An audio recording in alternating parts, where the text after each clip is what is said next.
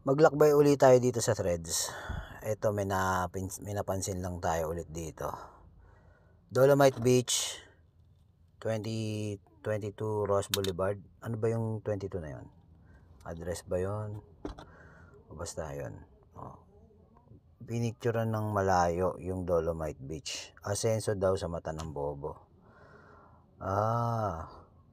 Okay.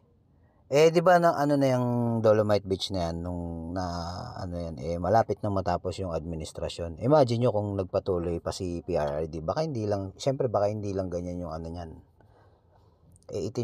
Halos itinigil na kasi yan eh. Hindi naman tinapos. Tingnan natin yung reaction ng mga mga nag-comment. Linawin ko lang wala pong straight sa kakamping, lahat sila bading. Ayan. Pinklawan, loyalista, nagalikan.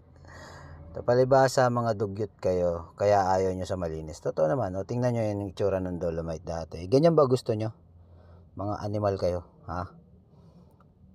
Nilinis nga eh. Tapos, yung sinasabi mong asenso,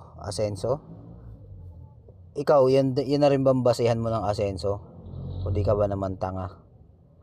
Hindi lang naman yan ang basehan ng asenso eh. Ano ba yung mga nagawa ni PRD? Ano ba yung build project? Hindi ba asenso yun? Hindi ka pa namang unggoy. Kung hindi naging presidente si Duterte, sa tingin mo matutuloy yung build na yan? Yung pinapangarap nating yung skyway na nasa blueprint pa noong matandang Marcos na walang makagawa na presidente at si PRRD lang yung nakagawa. Animal ka. Mga taong galit sa Duterte, lutang, bangag, criminal addict, kawatan, drug lord, kamag-anak na natukhang makakaliwa. Totoo naman. May sayad ang nagpagawa, nasayang ang pera. Ulul. Ito.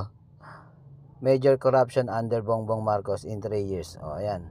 241 billion GAA, 500 billion flood control, 250 billion. Yan. Kayo na magbasa. Mga animal kayo. Mag-subscribe kayo mga animal. Puro kayo nood.